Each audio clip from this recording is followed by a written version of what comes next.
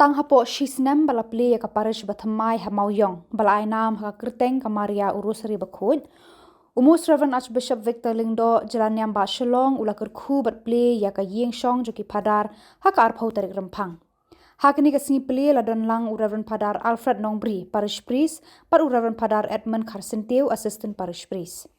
Kinong yalam juga balang Catholic na kanika parish rangba longkmi mat ki samla kila don lang ban sakhi ya ka jingkur khu ya kanika Iingshong ki Phadar mentakasni.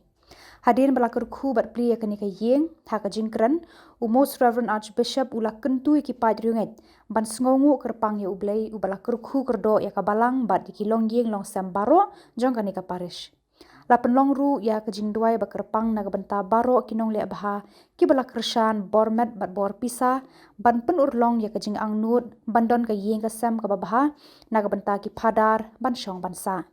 ki paj runget ke balang Catholic hakane ke parish ki lapan pau ke jing kemen bat jing sngongu ya Most Reverend Archbishop Victor Vicar General Reverend Phadar Richard Majau bat ya baro ki bala don keti bante ya kane ke Iingshong ki Phadar